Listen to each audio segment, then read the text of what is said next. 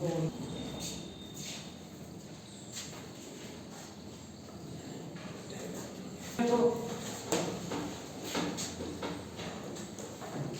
इसका नाम बी है या इसका नाम बी है? नीचे वाले का ठीक हो गया। A B C D the diagonal AC of the parallelogram ABCD bisects angle A।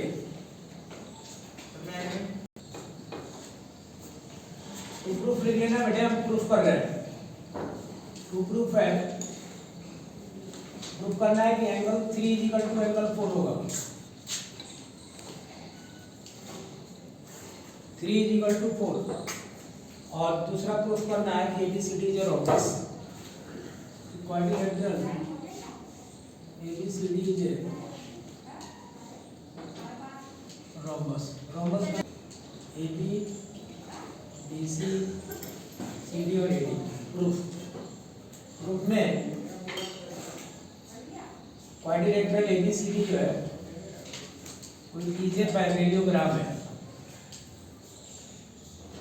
That is angle 4। इसको बोलते हैं हम लोग alternate interior angle. Alternate interior angle. और angle 1 is equal to angle 2 ये गिवन है।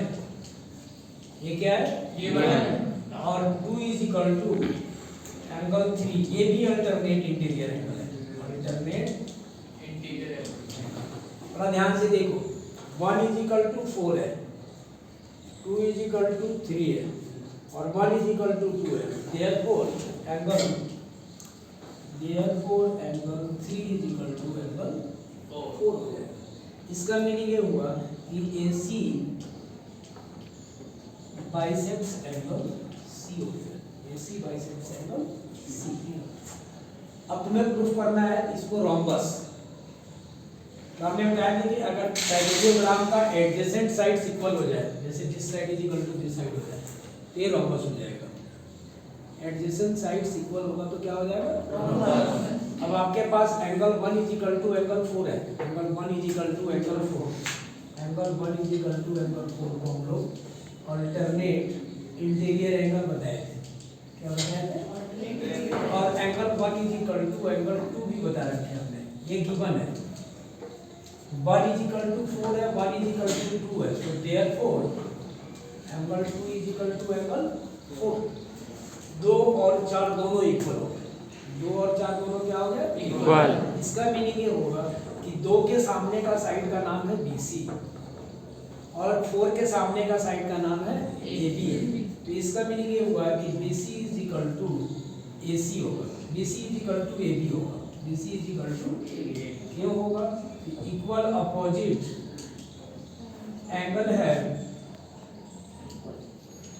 Equal opposite sides of a triangle ABC। So therefore adjacent angle of a parallelogram is equal, then this parallelogram is a rhombus. So quadrilateral ABCD is a rhombus. Right हो गया? Quadrilateral ABCD जो हुआ rhombus। Note करो, question number कौन सा था ये? 6।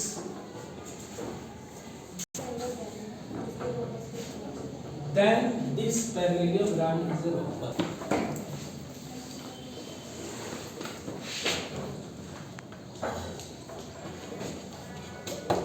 ABCD एक रोम्बस गिवन है।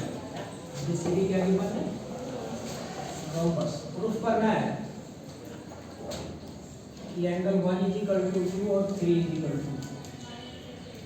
ऐसे इधर से बनाओगे तो इधर से भी प्रूफ कर दो। एक साइड से गई, नाम थोड़ा ठीक कर दो इसको।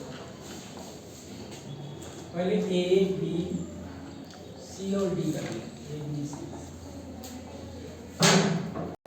टू ग्रुप में AC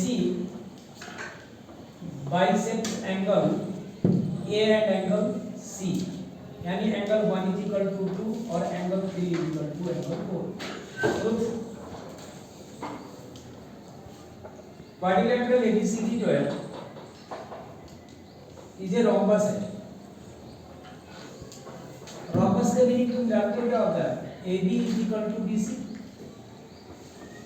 all sides are equal.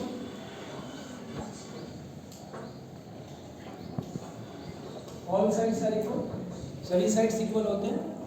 तो इसका मीनिंग ये होगा कि AB is equal to BC हो गया, that means angle 2 is equal to angle 4 होगा। इसमें होगा इक्वल अपोजिट साइड्स है, इक्वल अपोजिट एंगल। अगर साइड्स इक्वल है तो अपोजिट एंगल्स इक्वल हो जाएगा। इस ट्रायंगल्स में दिस साइड और दिस साइड इक्वल है। दिस साइड के सामने का एंगल का नाम है 2 और दिस साइड के सामने का एंगल का नाम है 4। तो 2 इज इक्वल टू 4 और angle 1 is equal to angle 4 होता है। एंगल 1 इज इक्वल टू क्या होता है?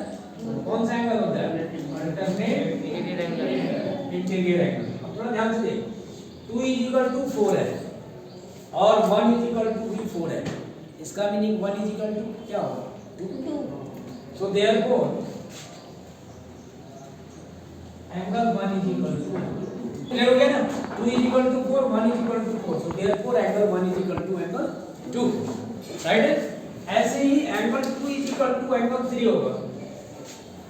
Angle 2 is equal to angle 3 कौन सा एंगल होगा? Alternate interior angle. ध्यान से देख ले, 2 is equal to 3 alternate interior angle से और 2 इज इक्वल टू 4 हमने निकाल चुके हैं पहले। तो 2 इज इक्वल टू 4 है और 2 इज इक्वल टू 3 है। देयरफॉर क्या नीचे मिलेगा तुम्हें? Therefore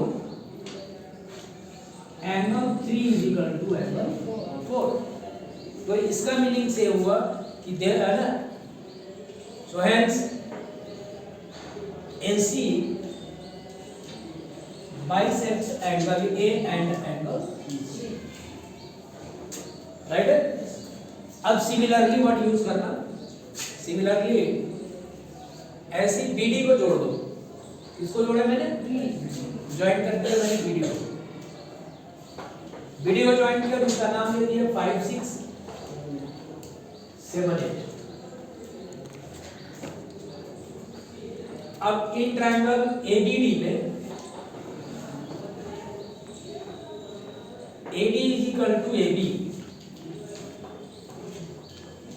by definitions of a rhombus। rhombus का डेफिनेशन क्या है? इसका सारा साइड्स इक्वल होते हैं। rhombus का डेफिनेशन है कि इसके ऑल साइड्स क्या होता है? इक्वल। तो जब AD is equal to AB है तो एंगल 7 is equal to कितना हो जाएगा? Angle 7 is equal to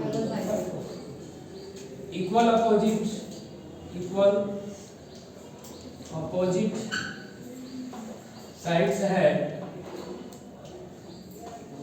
equal opposite angle. और angle 5 is equal to angle 8 कौन सा एंगल होगा?